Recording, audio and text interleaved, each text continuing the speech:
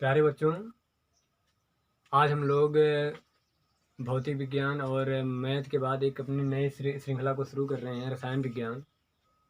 इसमें हम लोग कक्षा 10 के एक पहले चैप्टर से लेकर आखिरी चैप्टर तक को पढ़ेंगे। इसके पहले आप लोगों को त्रिकोणमिति पढ़ाई जा रही है मैथ में, और भौतिक विज्ञान में प्रकाश पढ़ाया जा रहा है। आज हम लोग रसायन विज्ञान भी शुरू करते हैं। कुछ ही समय में आप लोगों को अंग्रेजी की भी व्यवस्था दी जाएगी। हम उम्मीद करते हैं आप लोग स्वस्थ होंगे और अच्छे से पढ़ाई लिखाई कर रहे होंगे। विशेष रूप से ध्यान दीजिएगा कि पढ़ते समय वीडियो ही ना देखिएगा, आप उसको साथ ही साथ अपने कॉपी में नोट्स भी बनाइएगा, क्योंकि आप लोगों के लिए ये बहुत ज़रूरी है। जब तक आप परिभाषाएं लिखोगे नहीं, देखोगे नहीं, याद नहीं करोगे, ये भूल जाएंगे। चलिए आइए शुरू करते हैं हम लोग अपना पहला चैप्टर।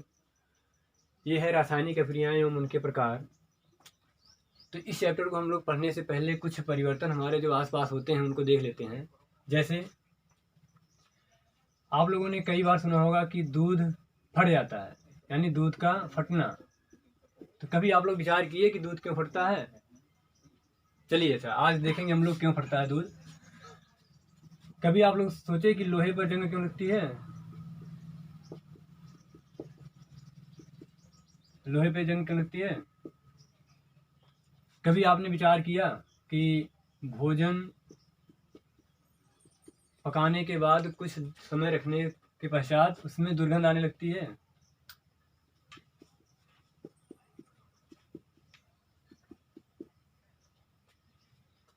जो ये परिवर्तन हो रहा है, जैसे दूध फट जा रहा है, लोहे पे जंग लग जा रही है, भोजन से दुर्गंध आने लग रही है, ये सारी परिवर्तनें क्यों होती हैं, कैसे होती हैं, इनमें क्या होता है ऐसा कि ऐसा होने लगता है? तो इसके लिए हम लोग अपने जो चैप्टर को शुरू करने से पहले कुछ चीज़ें देख लेते हैं। जैसे परिवर्तन क्या होते हैं। परिवर्तन तो हमारे आसपास या भौतिक विज्ञान या रसायन विज्ञान में दो प्रकार के परिवर्तन होते हैं। पहला परिवर्तन है भौतिक परिवर्तन। भौतिक परिवर्तन, फिजिकल चेंजेस।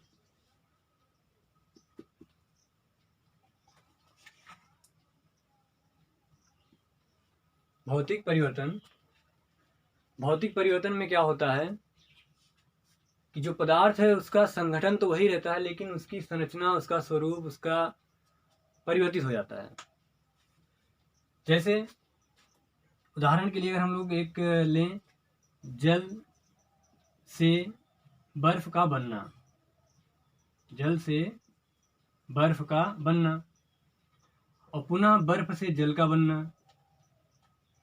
तथा जल से वाष्प का बनना, भाप, और वाष्प से पुनः जल का बनना।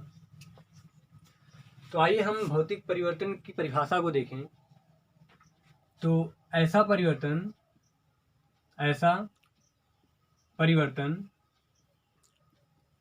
जिसमें पदार्थ में द्रव्य मतलब ये ठोस भी होगा, द्रव भी होगा और गैस भी होगा। पदार्थ की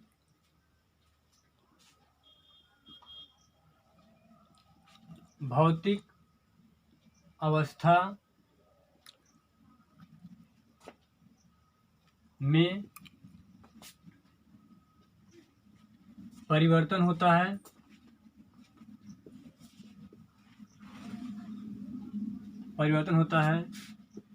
परंतु उसका संगठन वही रहता है।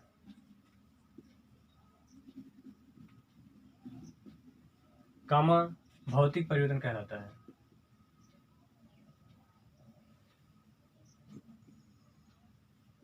भौतिक परिवर्तन कहलाता है ऐसा परिवर्तन जिसमें पदार्थ यानी द्रव्य की भौतिक अवस्था में परिवर्तन होता है। तो यहाँ पे हमारे भौतिक अवस्था का मतलब है कि वह ठोस से द्रव बन गया, द्रव से गैस बन गया, या गैस से द्रव बन गया, या गैस से सीधा ठोस बन गया। उसके आकार में परिवर्तन हो गया, जैसे वो पहले गोल था अब लंबा हो गया। ऐसा कुछ परिवर्तन अगर हो रहा है तो उसे हम भौतिक परिवर्तन कहेंगे। तो जो भौतिक परिवर्तन होते हैं वो पीछे भी हो सकते हैं, अर्थात जैसे जल से बर्फ बन गया तो हम पुनः बर्फ से जल बना सकते हैं। यानी भौतिक परिवर्तन हमेशा परमानेंट नहीं रहता। यहाँ पे हम इसको नोट बना के लिख लें। जैसे पहले उदाहरण देख लेते हैं। जैसे जल से बर्फ का बनना, जैसे जल से बर्फ का बनना। और क्या, दूसरा उदाहरण हो जाएगा बर्फ से जल का बनना। आप भौतिक परिवर्तन में एक विशेष नोट लिख लीजिएगा। जो भौतिक परिवर्तन होता है ये परमानेंट नहीं होता। अर्थात भौतिक परिवर्तन ये अस्थाई नहीं होता। अस्थाई नहीं होता इसका मतलब कि एक बार परिवर्तन हो गया तो दोबारा उस वस्तु को हम पुनः प्राप्त नहीं कर सकते, ऐसा नहीं होता इसमें। अर्थात अगर एक बार जल से बर्फ बन गई तो इसका मतलब अब हम जल नहीं बना सकते, ये नहीं होता। हम पुनः बर्फ से जल बना सकते हैं। यानी कोई भी वस्तु अगर हम भौतिक परिवर्तन कर रहे हैं उसके लिए, तो अगर हमें पहली वाली वस्तु फिर से चाहिए तो उसको हम लोग पुनः प्राप्त कर सकते हैं। ये हमारा भौतिक परिवर्तन होता है। आइए हम अगला परिवर्तन देखते हैं।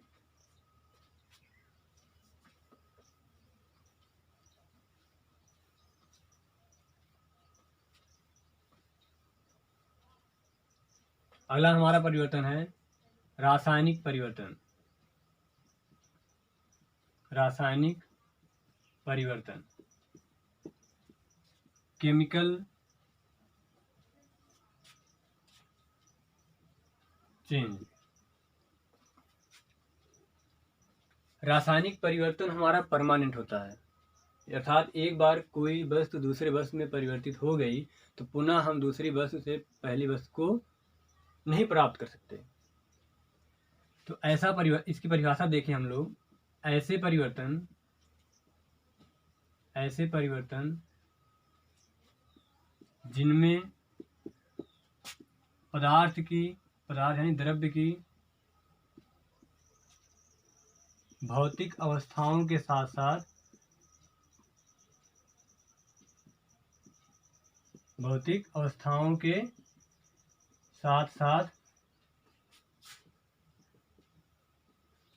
उनके संगठन भी परिवर्तित हो जाते हैं। भौतिक अवस्थाओं के साथ साथ संगठन भी परिवर्तित हो जाता है।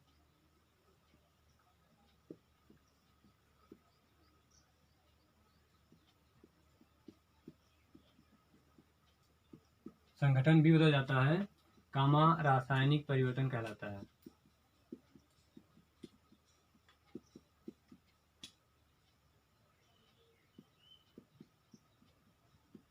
रासायनिक परिवर्तन कहलाता है। इसके उदाहरण को अगर हम लोग देखें ध्यान से,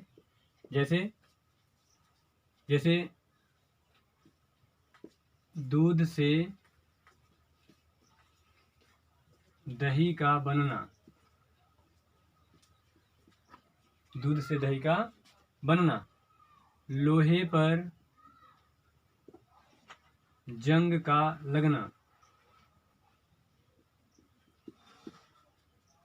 ऐसे हमारे आसपास भौतिक परिवर्तन और रासायनिक परिवर्तन के बहुत सारे उदाहरण हैं। तो हम आपसे उम्मीद करते हैं कि आपके दिमाग में जो भी ऐसे परिवर्तन हो आप उसको कमेंट में लिखिएगा और बताइएगा कि और कौन कौन से परिवर्तन भौतिक परिवर्तन हैं और कौन कौन से परिवर्तन रासायनिक परिवर्तन है। जो भी जिसके दिमाग में आए वो परिवर्तन आप कमेंट करके बताइएगा, हम लोग देखेंगे और उसको आगे बताएंगे। यहाँ पे नोट लिखिएगा रासायनिक परिवर्तन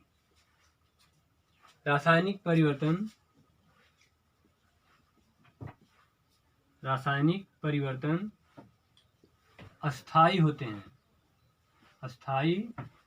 होते हैं।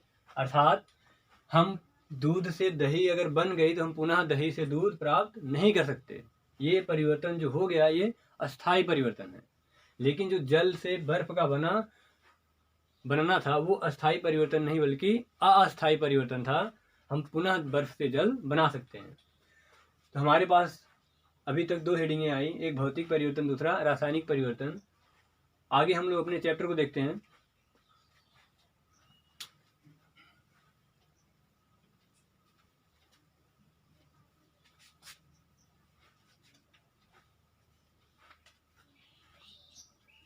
कि रासायनिक अभिक्रियाएं क्या होती हैं। तो अगली हेडिंग डालिएगा आप लोग, अभिक्रियाएं।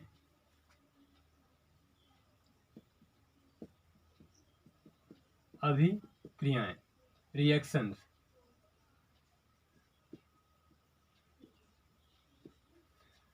पहले इसकी हम परिभाषा लिखते हैं।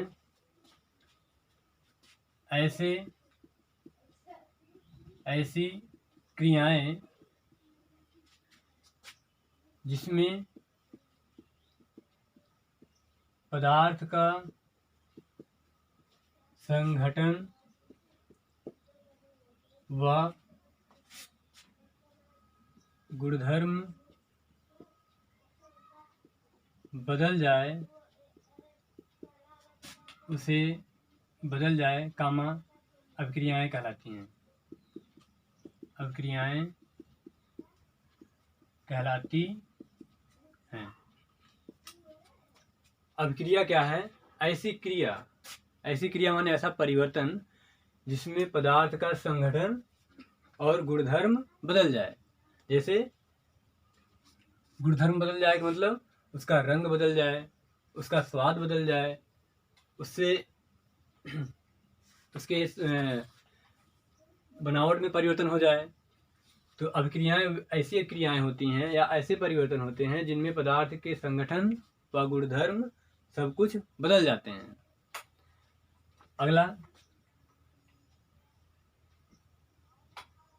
अगली हेडिंग लिखिएगा, रासायनिक अभिक्रियाएं। रासायनिक अभिक्रियाएं। बच्चों थोड़ा सा हम बताना भूल गए कि जो ये अभिक्रियाएं होती हैं, अभिक्रियाएं 2 प्रकार की होती हैं। अभिक्रियाएं 2 प्रकार की होती हैं। 2 प्रकार की होती हैं। नंबर 1 हमारा है नाभिकीय अभिक्रियाएं। नाभिकीय अभिक्रियाएं। दूसरा हमारा है रासायनिक अभिक्रियाएं।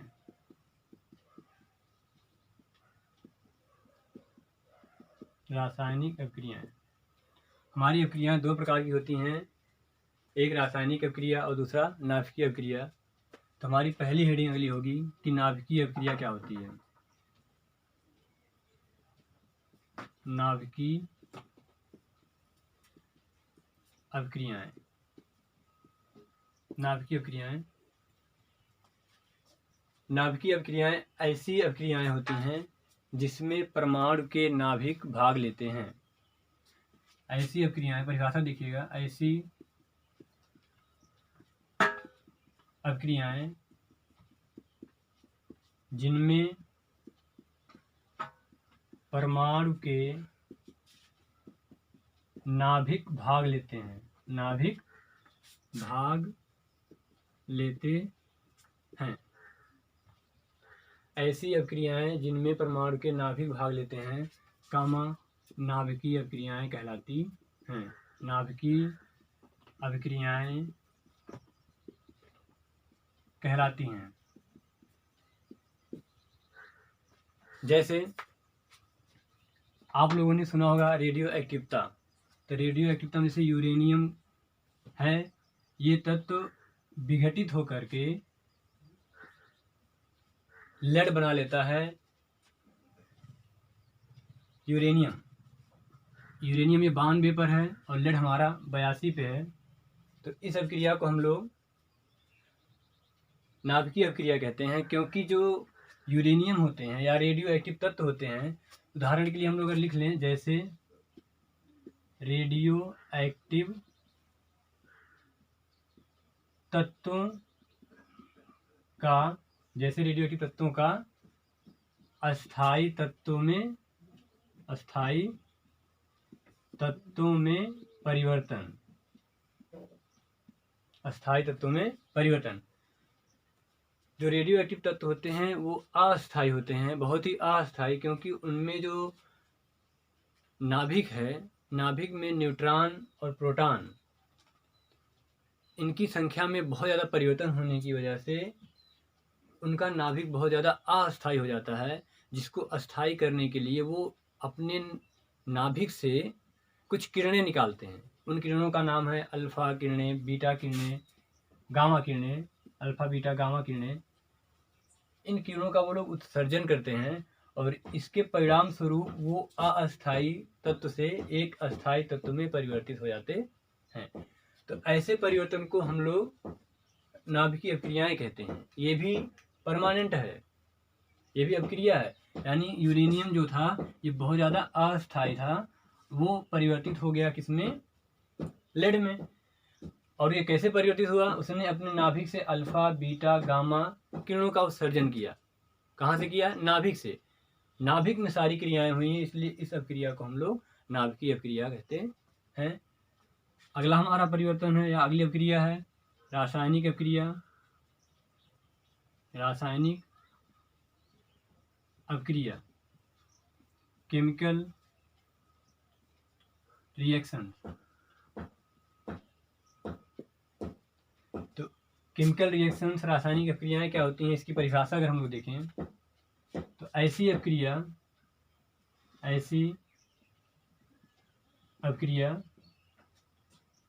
जिसमें परमाणु के इलेक्ट्रॉन भाग लेते हैं। ऐसी अभिक्रिया जिसमें परमाणु के इलेक्ट्रॉन भाग लेते हैं, गामा रासायनिक अभिक्रियाएं कहलाती हैं। रासायनिक अभिक्रियाएं कहलाती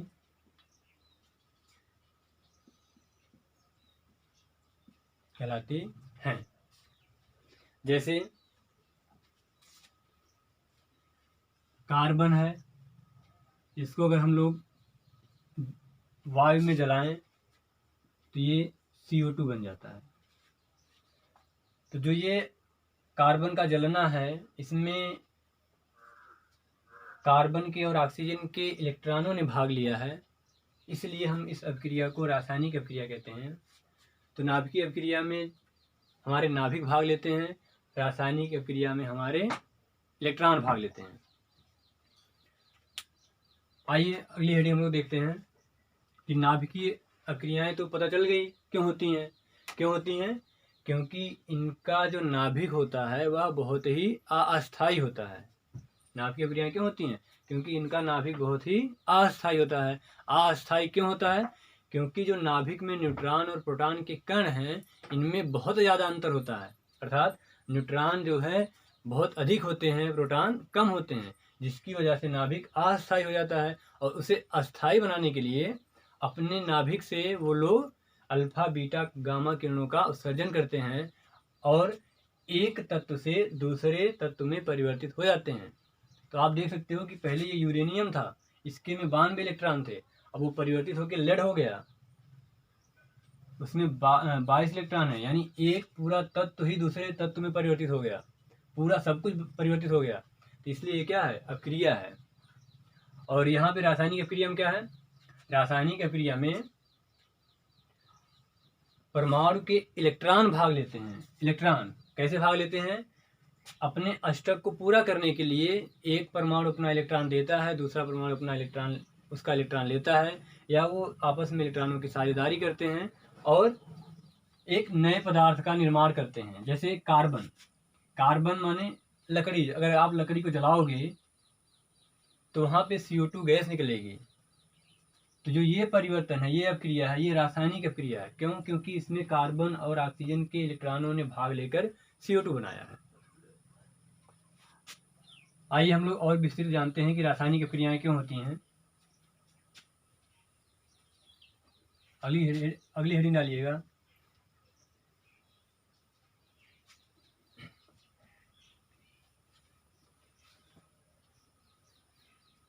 रासायनिक अभिक्रियाएं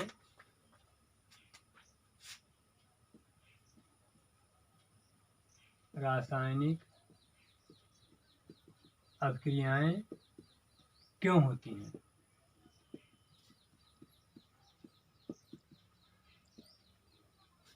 रासायनिक अभिक्रियाएं क्यों होती हैं?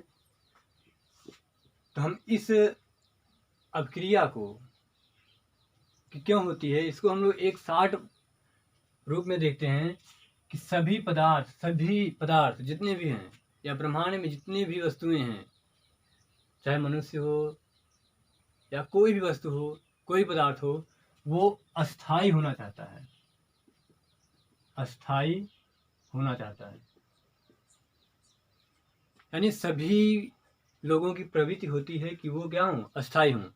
तो अस्थाई वही होता है जिसके पास ऊर्जा कम होती है, ऊर्जा कम होती है। ये रसायन की भाषा में हम लोग उसे सबसे ज़्यादा अस्थाई तत्व मानेंगे या उस पदार्थ को सबसे ज़्यादा अस्थाई मानेंगे जिसके पास ऊर्जा सबसे कम होगी।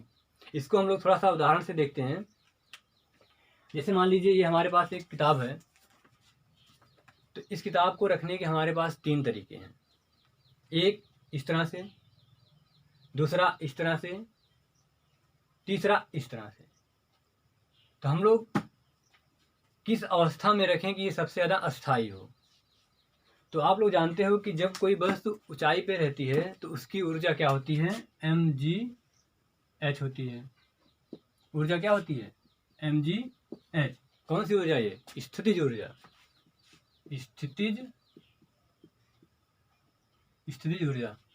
तो इस वस्तु की अगर हम लोग स्थितिज ऊर्जा के बारे में गणना करें तो इस वस्तु को हम लोग 3 तरीके से रख सकते हैं।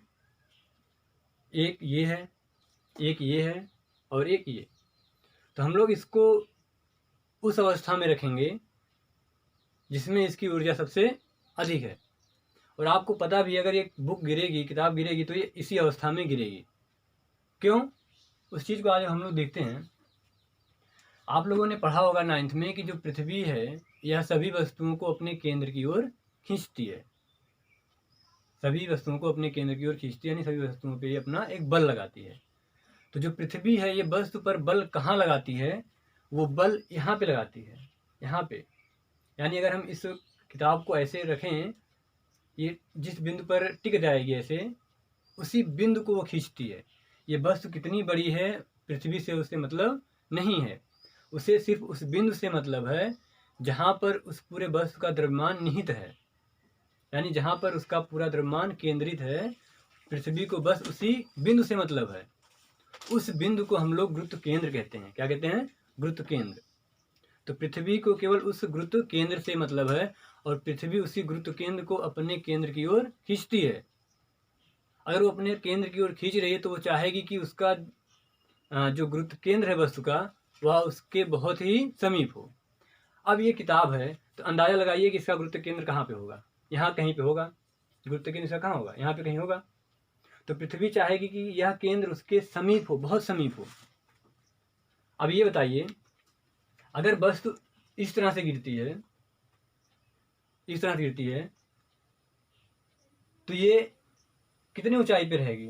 इतनी ऊंचाई पे। हम इसको मान लेते हैं कि ये 10 सेंटीमीटर पे है। कितने सेंटीमीटर पे है? 10 सेंटीमीटर पे।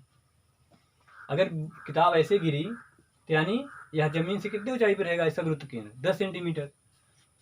तो मान लेते हैं कि जो किताब है उसका द्रव्यमान, माना द्रव्यमान जो m है वह 1 kg का है और g का मान भी कितना है? g का मान मान लेते हैं हम 10 है, 10 मीटर प्रति सेकेंड स्क्वायर। और h हमने मान लिया कि ये 10 मीटर मानिए, है ना, ये वाला 10 मीटर मानिए। तो ये ऊंचाई क्या होगी? इससे कम ही होगी, तो इसको मान लेते हैं हम 5 मीटर। अच्छा, अगर बुक ऐसे गिरेगी तो इसका केंद्र यहाँ पे होगा, तो यानी ये होगा इतना, बहुत कम। इसको मान लेते हैं हम 1 मीटर। तो पहली अवस्था जब ऐसे किताब गिरे, ऐसे प्रथम अवस्था, जब प्रथम अवस्था में किताब ऐसे गिरेगी तो उस दशा में h बराबर क्या होगा? प्रथम अवस्था में h बराबर क्या होगा? 10 मीटर। और दूसरी अवस्था में क्या होगा? जब ऐसे किताब गिरेगी तो h बराबर 5 मीटर होगा। तीसरी अवस्था क्या है, जब किताब ऐसे गिरे तब H कितना होगा, गुरुत्व केंद्र यही है ना, तो कितना होगा, अगर ये पूरा 2 मीटर मान ले हम तो कितना मीटर, 1 ही मीटर होगी क्योंकि बीच में होगा ना इसके। तो ये तीसरी अवस्था में H बराबर कितना होगा, 1 मीटर। अब बारी बारी से मान रखिए, तो जब हम M के स्थान पर 1 रखेंगे, G के स्थान पे 10 रखेंगे, H के स्थान पे 10 रखेंगे तो कितना आएगा हमारा 100 जूल। यानी प्रथम अवस्था में किताब अगर इस दशा में गिरे तो कितनी ऊर्जा होगी इसकी, 10 जूल। अगर इस अवस्था में रहे तब क्या होगा, M का मान 1, G का मान 10, H का मान 5, तो ये होगा 50 जूल। और जब इस दशा में गिरे तो M का मान 1, G का मान 10 और H का मान 1, तो कितना जूल, 10 जूल। आप ध्यान रखिएगा कि ये कौन सी अवस्था है, जब किताब ऐसे थी, और ये कौन सी अवस्था है, जब किताब ऐसे थी, और ये कौन सी अवस्था है, जब किताब ऐसे थी। तो आप ध्यान से देखिए और थोड़ा विचार करिए कि किताब किस अवस्था में सबसे ज़्यादा अस्थायी होगी। इसी अवस्था में, इस अवस्था में कौन सी अवस्था, ये तीसरी अवस्था, जब H हमारा कितना था, 1 मीटर। और अब ध्यान से देखिए कि सबकी ऊर्जा में क्या क्या है अंतर। जब किताब ऐसे थी तो ऊर्जा 100 जूल, जब किताब ऐसे हुई तो ऊर्जा 50 जूल, और जब किताब ऐसे हुई तो ऊर्जा 10 जूल। अर्थात जिस दशा में हमारी किताब सबसे ज़्यादा अस्थायी थी उस दशा में ऊर्जा सबसे कम है। इसका मतलब अगर अस्थायी होना है तो ऊर्जा को क्या करना पड़ेगा, कम करना पड़ेगा। तो रासायनिक अभिक्रियाएं क्यों होती हैं, तो आपको ये समझ में आ जाना चाहिए कि सभी अभिक्रियाएं या कोई भी परिवर्तन ब्रह्मांड में हो रहा है तो वह सिर्फ इस वजह से हो रहा है क्योंकि वो अस्थायी होना चाहता है। और अस्थायी वो कैसे होगा, वो अपनी ऊर्जा को कम करके, अपनी ऊर्जा को कम करके वो अस्थायी होगा। बच्चों, हम लोग समझ गए होंगे कि सभी पदार्थ अस्थायी होने के लिए अपनी ऊर्जा कम करेंगे। तो इस चीज़ को आप कहीं साइड में नोट कर लीजिएगा। और हम रासायनिक अभिक्रियाएं क्यों होती हैं इसकी परिभाषा लिखें। तो सभी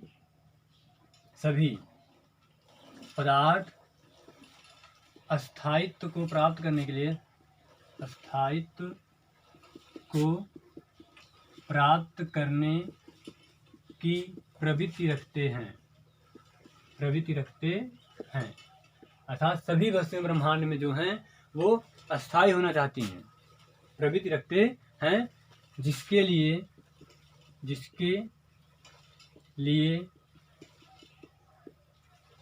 वो अपनी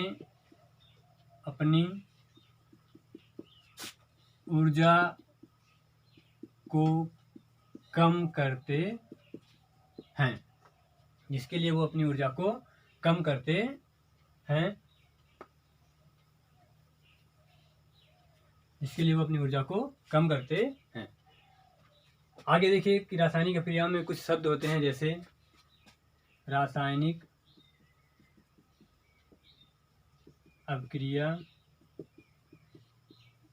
अभिक्रियाओं में कुछ महत्वपूर्ण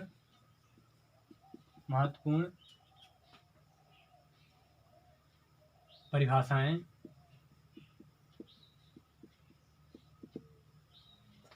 रासायनिक अभिक्रियाओं में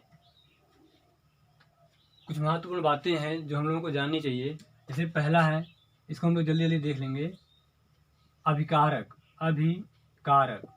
पहला है अभिकारक, दूसरा है उत्पाद। तीसरा है अभिकर्मक। नहीं, उत्प्रेरक।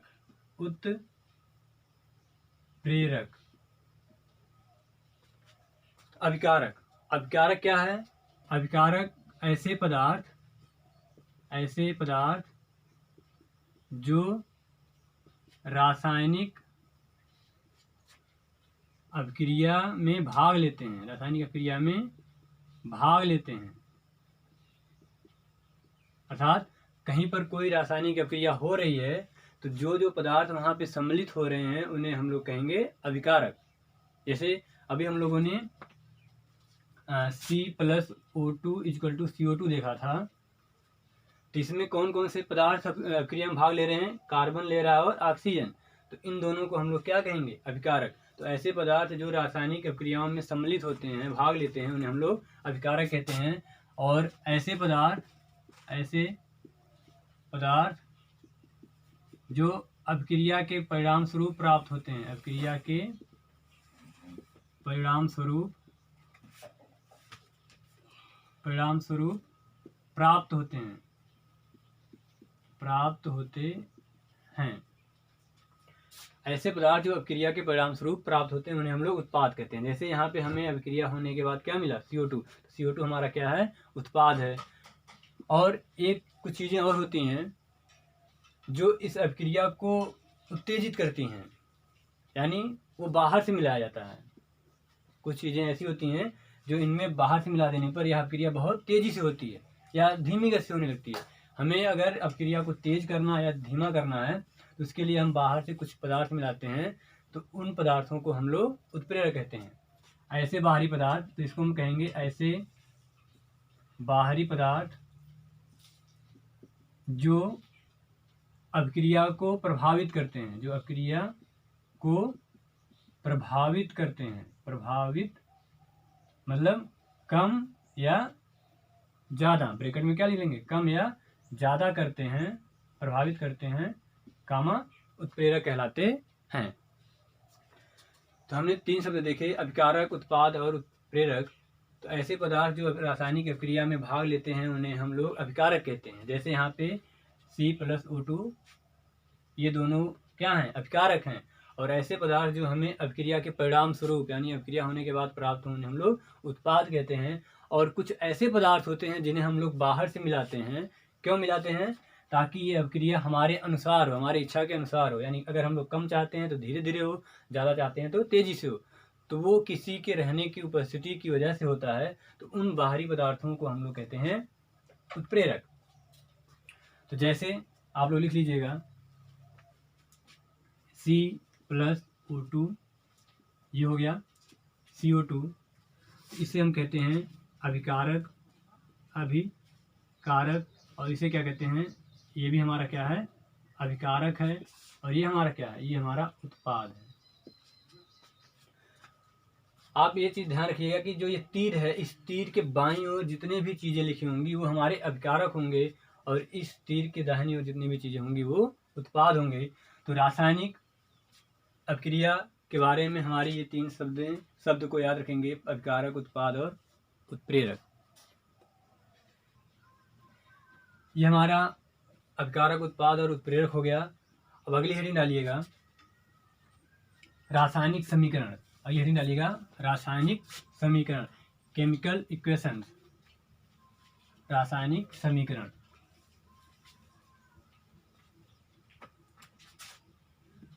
रासायनिक समीकरण, केमिकल इक्वेशंस। रासायनिक समीकरण क्या है, जैसे हमने कहा कि कार्बन को यानी लकड़ी को जलाने पर हमें CO2 गैस प्राप्त होती है। तो इस पूरे शब्द को हम लोग संक्षिप्त रूप में लिखें तो उसी को हम लोग रासायनिक समीकरण कहते हैं। तो यहाँ पे हम इसकी परिभाषा लिख रहे हैं, किसी अभिक्रिया के संक्षिप्त रूप को लिखना रासायनिक समीकरण कहलाता है। रासायनिक समीकरण कहलाता है।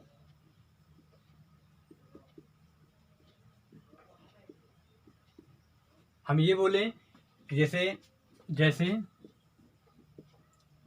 कार्बन को वायु में जलाने पर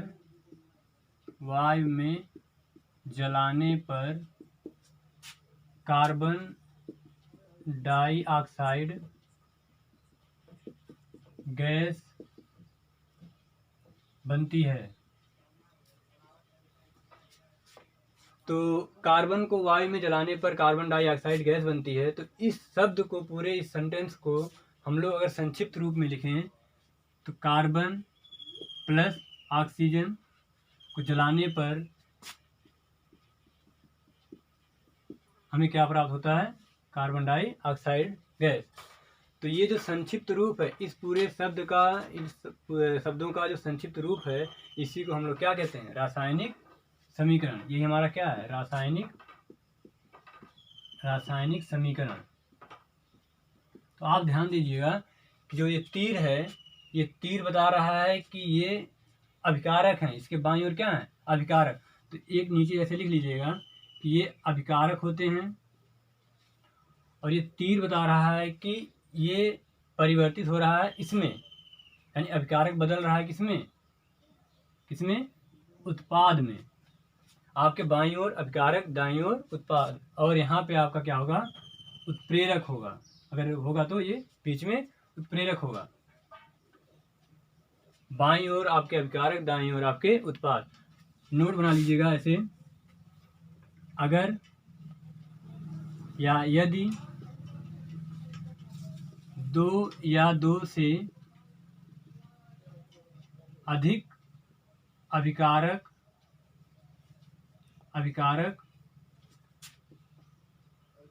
या उत्पाद होंगे तो उनके मध्य प्लस का चिन्ह लगाते हैं। जैसे हमारे पास इस अभिक्रिया में दो अभिकारक थे, कार्बन और ऑक्सीजन, तो इन दोनों के बीच में हम लोग एक प्लस का चिन्ह लगा दिए। अगर यहाँ पे हमारा 2 बनता तो यहाँ पर भी हम उन दोनों के बीच में प्लस लगाते। अगर 3 होता तो हम लोग एक और प्लस लगा देते। जैसे अगर हमारे 3 अभिकारक होते, मान लो A plus B plus C, तो हम जितने प्रकार के अभिकारक रहेंगे उन सब के बीच में प्लस लगाएंगे, और ये एक तीर से व्यक्त करेंगे। ये तीर बता रहा है कि अभिक्रिया में ये सब भाग ले रहे हैं और इनसे ये चीज़ें बन रही हैं। मान लीजिए D plus E plus F plus G। तो जितने प्रकार के उत्पाद बनेंगे उन सभी के बीच में हम लोग प्लस लगा देंगे, और जितने प्रकार के अभिकारक होंगे उनके बीच में हम लोग प्लस लगा देंगे। आइए अगली हेडिंग देखते हैं, रासायनिक समीकरण को संतुलित करना। हम लोग अभी देख चुके हैं कि रासायनिक समीकरण क्या होते हैं और कैसे लिखे जाते हैं। उनके बाईं तरफ उत्पाद होते हैं, अभिकारक, और बाकी सारी चीज़ें हम लोग देख चुके हैं। तो अब हमें रासायनिक समीकरणों को संतुलित करना है। जैसे ये Mg plus O2 equal to MgO, ये हमने एक रासायनिक समीकरण लिखा जिसमें हमने मैग्नीशियम को ऑक्सीजन के साथ क्रिया कराया और हमें MgO मैग्नीशियम ऑक्साइड प्राप्त हुआ। तो जो रासायनिक समीकरण को संतुलित करना है, ये हमें कहता है कि बाएं पक्ष में, ये हमारा क्या है? बायां पक्ष, और ये हमारा क्या है? दाहिना पक्ष। तो बाएं पक्ष में और दाहिने पक्ष में जो परमाणु की संख्या है वो समान होनी चाहिए। परमाणु की संख्या क्या होनी चाहिए? समान। तो यहाँ पे हम लिख दे रहे हैं बाएं व दाएं पक्षों में परमाणुओं की संख्या, परमाणुओं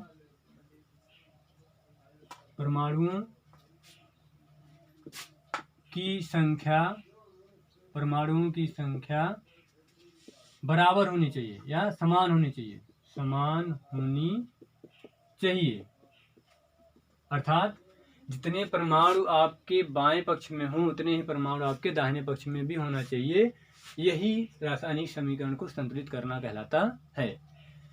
अब देखिए ध्यान से, यहाँ पर Mg है, यानी इसके आगे लिखा है 1, मतलब 1 मैग्नीशियम है।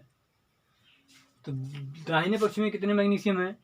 एक ही मैग्नीशियम है। इसके आगे 1 है, मतलब एक ही मैग्नीशियम है। यहाँ पर O2 लिखा है, यानी ऑक्सीजन के 2 परमाणु हैं।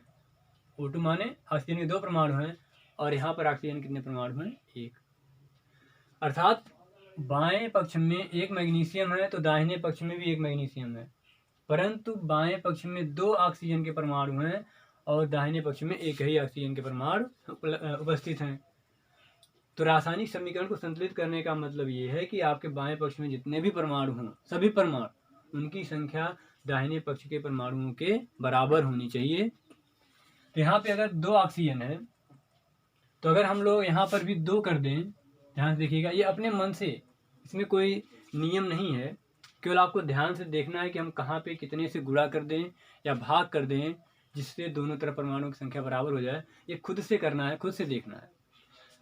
जैसे MgO है, अब यहाँ पे क्या हो गया, 2 से आगे गुणा हो गया तो मतलब 2 मैग्नीशियम हो गया और 2 ऑक्सीजन हो गया। और यहाँ पे हमारे पास कितने ऑक्सीजन थे, 2। अब एक चीज़ ध्यान दीजिएगा, यहाँ पे हमारे पास ऑक्सीजन 2 हो गया, यहाँ पर भी ऑक्सीजन 2 हो गया, लेकिन मैग्नीशियम भी कितना हो गया, 2। लेकिन यहाँ पे कितना मैग्नीशियम हमारे पास, 1। तो अगर यहाँ पे 2 है, यहाँ पर 1 है, तो इसके लिए इसके आगे हम क्या कर देंगे, 2 से गुणा कर देंगे। अब हमारे पास 2 मैग्नीशियम 2 ऑक्सीजन इधर है और 2 मैग्नीशियम 2 ऑक्सीजन इधर है, यानी ये हमारा समीकरण क्या हो गया, संतुलित हो गया। क्या हो गया, संतुलित हो गया। ठीक है, अगला उदाहरण देखते हैं।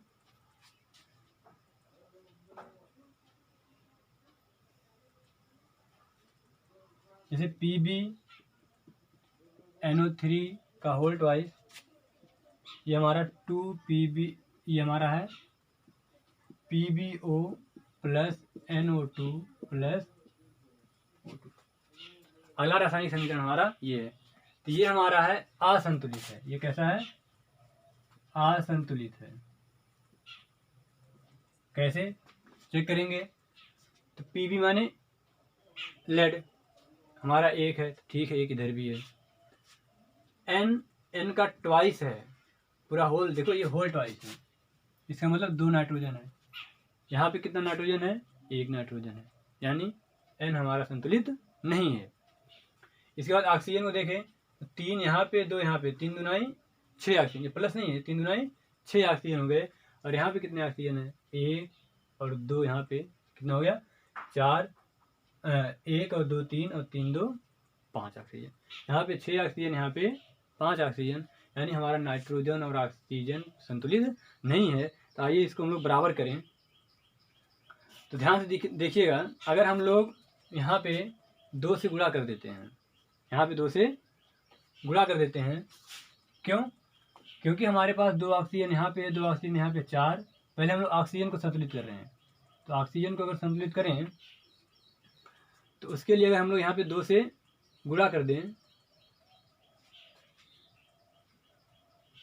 तो 2 2 4 और ये 2 6 ऑक्सीजन हो गए और 3 दूनी 6 ऑक्सीजन इधर हो गया, संतुलित हो गया। अब अगर हम लोग नाइट्रोजन को संतुलित कर दें, नाइट्रोजन को, या एक बार फिर से देखिएगा, पहले नाइट्रोजन को संतुलित करते हैं। नाइट्रोजन यहाँ पे हमारे पास 2 है, नाइट्रोजन हमारे पास 2 है, तो अगर हम लोग यहाँ पे भी 2 कर दें, 2 नाइट्रोजन कर दें, तो कितना हो जाएगा, 2 नाइट्रोजन 2 नाइट्रोजन। अब ऑक्सीजन देखते हैं, तो 2 यहाँ पे और 2 दूनी 4 ऑक्सीजन यहाँ पे और 1 यहाँ पे, 2 4 6 1 7 ऑक्सीजन है। तो 7 ऑक्सीजन है और यहाँ पे 6 ऑक्सीजन है ना। तो अगर हम लोग यहाँ पर 2 से गुणा कर दें तो अब क्या हो जाएगा, ध्यान से देखिए, 2 लेड हो गया, तो 2 लेड हो गया, यहाँ भी 2 कर देते हैं तो 2 हमारा Pb हो गया। अब थोड़ा ध्यान से देखिएगा, एक चीज़ गड़बड़ हो रही है कि 2 नाइट्रोजन यहाँ से, 2 नाइट्रोजन यहाँ से, 2 दूनी कितना हो गया, 4, लेकिन हमारे पास यहाँ कितने नाइट्रोजन हैं, 2 ही, तो यहाँ हम क्या कर दें, 4। अब देखिए 2 लेड Pb, 2 दूनी 4 नाइट्रोजन, 4 नाइट्रोजन।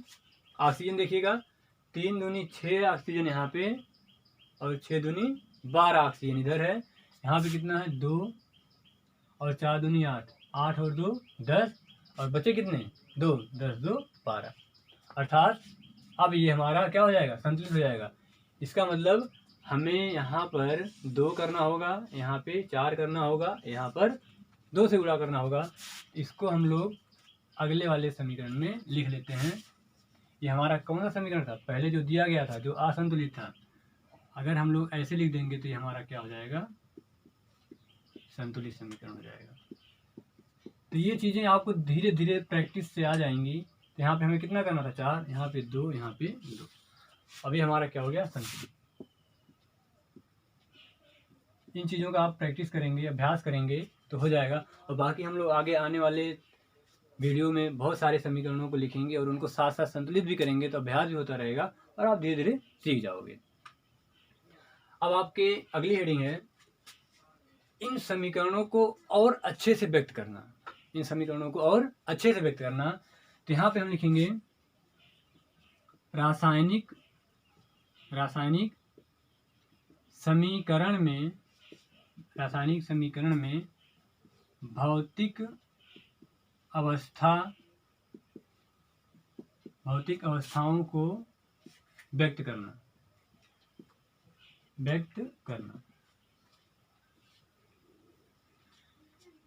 रासायनिक समीकरणों को आप इसके बारे में ज़्यादा मत सोचिएगा, आगे आने वाले वीडियो में हम लोग बहुत सारे समीकरण देखेंगे और साथ साथ उनको संतुलित भी करेंगे और ये चीज़ें अभ्यास से आती हैं। जैसे जैसे आप समीकरण देखोगे वैसे वैसे आपको अभ्यास होगा कि यहाँ पे 2 मैग्नीशियम है, यहाँ पे 1 है, या यहाँ पे 2 ऑक्सीजन है, यहाँ पर 1 ऑक्सीजन है, तो हमें यहाँ पे कितने से गुणा करना चाहिए, यहाँ पे कितने से गुणा करना चाहिए, ये आप धीरे धीरे सीखोगे। अगला हमारा है रासायनिक समीकरण में भौतिक अवस्थाओं को व्यक्त करना। तो अब हम अगर एक चीज़ कर दें तो ये जो हमारा रासायनिक समीकरण है, अब इसमें हमें पता नहीं चल रहा है कि मैग्नीशियम क्या है मतलब कि ठोस है कि द्रव है कि गैस है। यहाँ पे ये नहीं पता चल रहा है कि ऑक्सीजन क्या है, ये नहीं पता चल रहा कि ये क्या है। तो हम इसको और अच्छे से व्यक्त करें और अच्छे से इनके बारे में व्यवस्थित करें, बताएं, तो उसके लिए हम लोग इस मैग्नीशियम को, अगर ये ठोस है तो नीचे ठोस लिख देंगे, द्रव है तो नीचे द्रव लिख देंगे, गैस है तो गैस लिख देंगे। तो यदि यहाँ पे हम लिख रहे हैं यदि पदार्थ ठोस है तो ठोस के लिए क्या होता है, इंग्लिश क्या होती है, सॉलिड। तो हम क्या करेंगे, अगर कोई पदार्थ ठोस है तो उसके नीचे हम लोग लिख देंगे एस, लिख देंगे, क्या लिख देंगे, एस। तो एस से हम समझ जाएंगे क्या है वो, ठोस। अगर कोई पदार्थ हमारा द्रव है तो उसके नीचे क्या लिख देंगे, द्रव की इंग्लिश क्या होती है, लिक्विड, तो उसके नीचे लिख देंगे एल। और यदि हमारा कोई पदार्थ गैस है तो उसको हम क्या लिख देंगे, क्या, जी। और एक और चीज होता है जैसे जिसे हम लोग जलीय कहते हैं, क्या कहते हैं, जली। जैसे अब अगर चीनी को आप पानी में घोल दिए तो चीनी पानी में है, तब क्या बोलोगे उसको, द्रव बोलोगे, नहीं। उसको हम लोग बोलते हैं जब 2 चीज़ों का मिश्रण होता है किसी विलयन में, तो उसे हम लोग एक नाम देते हैं जली मतलब इसकी अंग्रेजी होती है एक्वस। क्या होती है, एक्वस। इसको हम लोग AQ से लिखेंगे नीचे। तो यदि हम रासायनिक समीकरण में जो अभिकारक और उत्पाद हैं उनकी भौतिक अवस्थाओं को भी प्रदर्शित कर दें कि वह ठोस है कि द्रव है कि गैस है कि जली है, तो वह रासायनिक समीकरण हमें और अच्छे से समझ में आएगा और वो और अच्छे से व्यक्त हो जाएगा। तो वही है रासायनिक समीकरण में भौतिक अवस्थाओं को व्यक्त करना। इसमें आप लिखेंगे यदि पदार्थ ठोस है तो उसके नीचे हम लोग एस लिख देंगे, एस कहाँ से आया, सॉलिड। द्रव है तो एल लिख देंगे, गैस है तो जी लिख देंगे, जली है तो हम लोग यानी विलयन है तो हम लोग क्या लिख देंगे, एक्वस। इसका 1-2 उदाहरण देख लेते हैं हम लोग। जैसे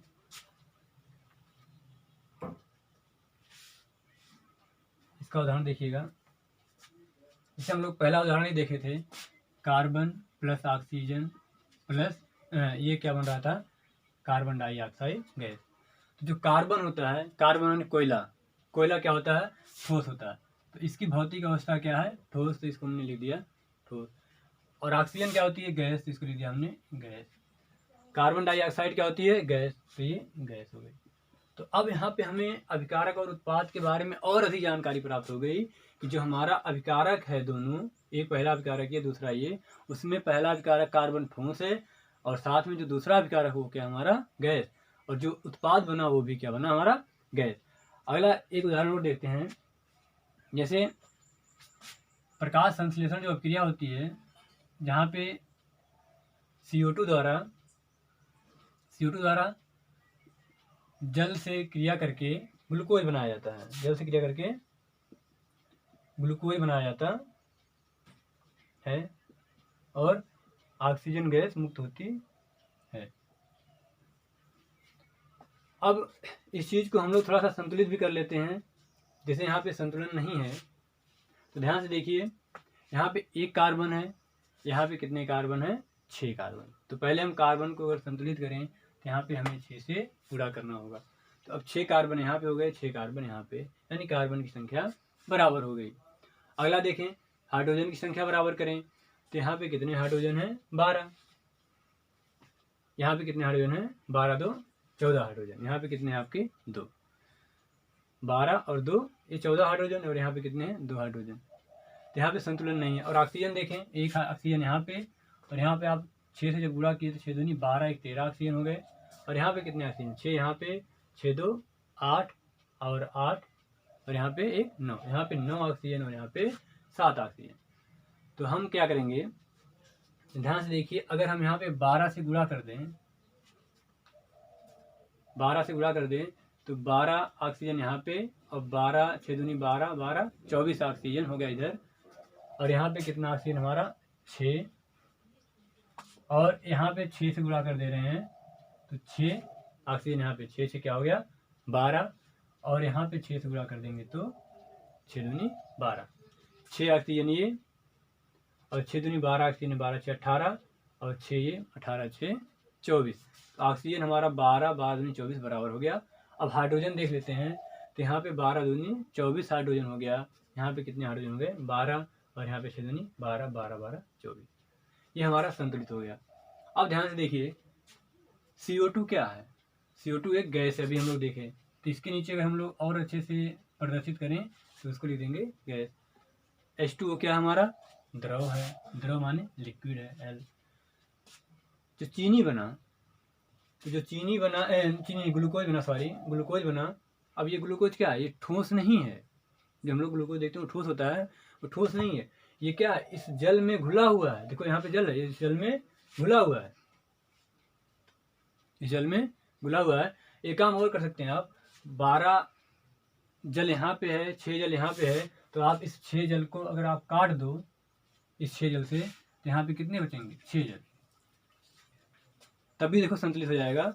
6 दूनी 12 ऑक्सीजन, 12 हाइड्रोजन और 12 हाइड्रोजन, 6 कार्बन 6 कार्बन, 6 ऑक्सीजन, 6 और 12 से 18 ऑक्सीजन, 6 और 6 दूनी 12 6 18 ऑक्सीजन।